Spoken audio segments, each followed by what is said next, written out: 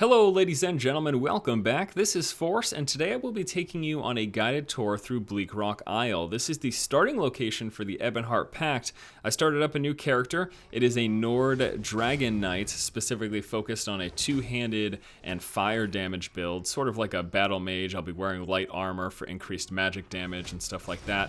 In terms of the video itself, if you're someone who wants to avoid spoilers, you will want to avoid this video because I will be hitting the major story beats, telling you what took place as I leveled up, and then also showing things like some of the Skyshroud locations. This is just meant to be an informative and educational video, and again, that means spoilers. So if you want to avoid that, probably shut this off right now. Now, with that disclaimer out of the way, let's jump right in. When you first arrive to Bleakrock Isle, you're introduced to Captain Rana. She's basically the head of the island, and she tells you that things are amiss. They spotted a ship right off the coast, and she sent out her troops across the island to investigate. She basically gives you 3 locations to choose from where you can start. I decided to start off with Skyshroud Barrow, which is located just to the east of the town, and the town itself is actually located in the dead center of the island.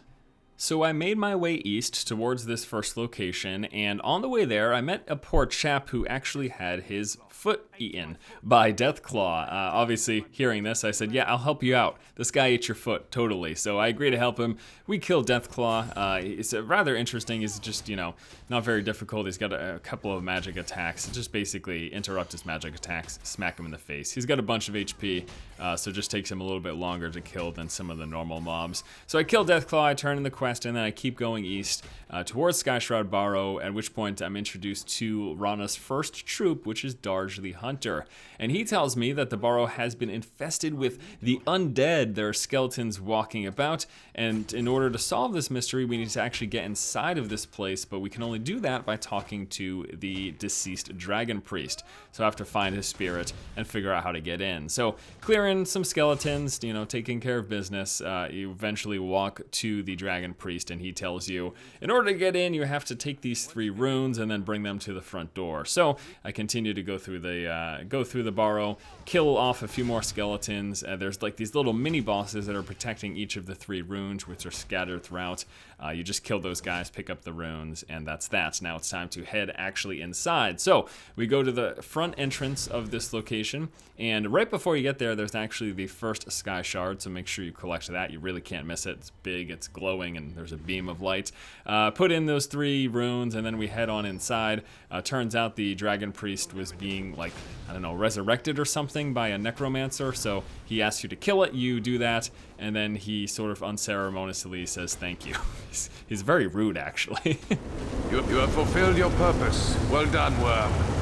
After ridding the Barrow of its undead infestation, I noticed a cluster of buildings just to the northwest, so I head there to find Frost Edge Camp. This is a camp filled with bandits, and they were actually holding nearby citizens captive for ransom. So I killed the bandits, killed their leader, free their prisoners, and burned their supplies. Problem solved. At that point, I actually wasn't left with much. It didn't really tell me what to do. It just said they're still missing people. So I head to the marker location, which actually brings me to the Way Shrine, just north of the main town. And en route, I come across an NPC that starts squeaking at me.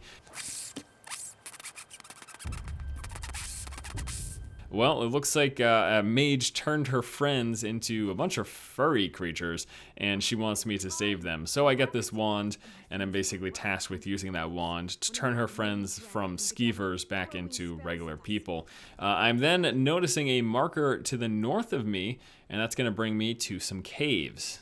Just outside of the caves is a woman in need of help. Her brother has been trapped inside, and she needs you to rescue him from the Frozen Man. So before going inside the cave, first of all, there is the second Sky Shard just outside of the cave entrance. Once again, it's glowing. You can't really miss it. I head inside the cave, I find her brother frozen in a sheet of ice, and then this disembodied voice starts speaking to me. Well, it's the Frozen Man. He's speaking in riddles, and he says, I will free this person if you figure out who I am. So I agree. I go about looking for clues, killing some polar bears en route, and I find the 3 clues and eventually discover that the Frozen Man was actually a spy for the Aldmeri Dominion who made it to the island. He ended up getting trapped in the island after, like, I don't know, a collapse of the cave, essentially. So the frozen man says, yes, you figured out who I am, but before I free him, you need to find out which spirit is me. So this is a little, like, puzzle thing. I've done this a few times. It looks like the guy in the dead center is the one. If you go to him first, I believe that will be a success. But otherwise, it's just a trial and error. You try to figure out which one of the spirits in the center of the room is him. Don't talk to me. I'm a shrub. I also want to mention that so far in this game, this actually might be one of my favorite characters. He's just very eccentric, and he speaks in these like funny riddles that they might make sense, but they kind of don't make sense to me right now. Maybe if I sat and thought about them hard, it would kind of all come together. But he just says some very strange things that are rather comical and that I enjoyed. So definitely, even if you're typically not someone to listen to dialogue, I would listen to what this guy has to say, just because it's kind of weird and a little bit funny. So yeah, we free him. I head outside the cave, and then the first skeever location, the lady who had her friends turned into these furry creatures, he is just outside to the east of the cave. So you're gonna want to walk over there, and you turn him back into a human. And then before you go back to the main island, head all the way to the west, because there's a discover point. It's this little fisherman's cove or something like that. And on there you might find some stuff. There's a cooking fire there as well. But this is one of those points of interest, and if you discover all of them, it unlocks an achievement. So might as well grab it while you're up here. Just south of that location is the second of the 3 skeevers, and then right below that, you also have another camp with an NPC that needs help. You end up meeting up with an Argonian who had her friends cocooned by spiders. Oh, it's awful. So there's 3 people free to rescue. It looks like 3 is a recurring theme here. In the quest objectives. There's 3 people free to rescue. There's spiders all around you. You kill the spiders, 3 nearby caves, each one containing one of her 3 friends. You clear the spiders, you basically unwrap them of their cocoons, and then, you go back to her and turn it in. Also, while you were in those caves, keep an eye out, as I found an abundance of ore as well as a bunch of runes scattered around the spiders. So if you're interested in harvesting those, this is a good place to look. Next location to discover is Hazen's Folly, which is just to the south of the spider camp. This is where you will meet the next of Rana's troops, and she is asking you to investigate the folly, and you need to do so with a disguise. So there's a body right next to hers, and you loot that body, you pick up a disguise. This allows you to freely walk by a majority of the NPCs in the town, so basically allows you to avoid combat. Of course, you can not put on the disguise and engage in combat if you want, but this is a good way to sort of do it more quickly. There are NPCs walking around with torches. They can see you, so you need to be very careful to not be discovered by those if you want to keep your disguise intact. Otherwise, it'll basically just fall off. So when you first get into Hazen's Folly, there's 3 things you need to find, these little items, just to figure out basically what's going on there. And then once you have picked up those, it's actually time to head inside of the cave. Now, once in the cave, if you still have your disguise on, you'll be able to walk by, again, a majority of the guards. It's a very linear path, and in that path, you will find the 3rd and final Skyshroud here on the island. I kept walking through the cave, and once I made it by a majority of the guards and fought my way through a few scamps, there was a portal to Oblivion. I had to actually go into the portal and close it down. It turns out that they're basically trying to summon Daedra in here to mess up things for us on the island, and that's no good. So we go in, we close the portal, we stop that invasion, and then we move on. Heading out of the folly to the south, I found the 3rd and final skeever that I had to transform, and then right next to that there was a little town where this woman had lost her husband. Not only did she lose her husband, but she lost her dog. It's a sad story. Of course, you agree to help. Right next to her main house is like this little barn. You go there, you blow a whistle, the dog comes, the dog starts barking at you, and he basically has you follow him.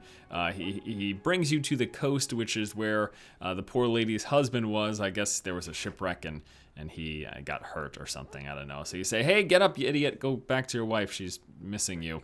And the dog and him walk off. And then that's it. Those are basically, you've rescued everyone. So you head back to the main town, just south of the main town. You talk to the lady who had her friends turned into skeevers, and she says thank you. And then at that point, you've officially completed finding everyone that you were looking for on the island. So head back to the center, talk to Rana, tell her everything that you found out. Basically, there's an invasion coming. They were trying to summon in Daedra. We are in trouble here. What do you want to do? And then you tell her, I found everyone that I was looking for. And she says, all right, let's get a move on. I want you to go to the watchtower. So I went to the watchtower, fight my way through some enemies, and then go to the top, light the tower just to let, basically, I think our rescue team know that we are in need of help. And as we head back to the main town, we come to find that it is being burnt down by the Daggerfall Covenant. So you have to stop this from happening.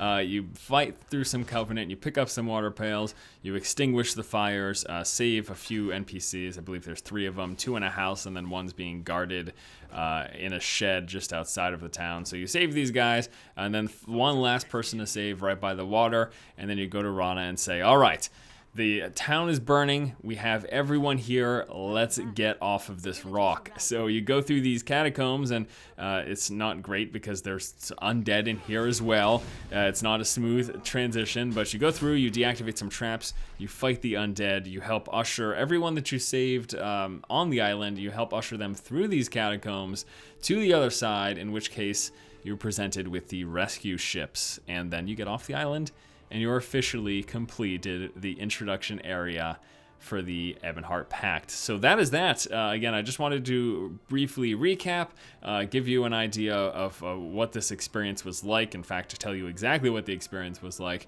and then also show you some gameplay. Let me know what you guys thought about this. I was sort of on the fence about doing this content, but if you found it interesting and if it's something you'd like to see more of, then I may very well cover the other starting areas as well.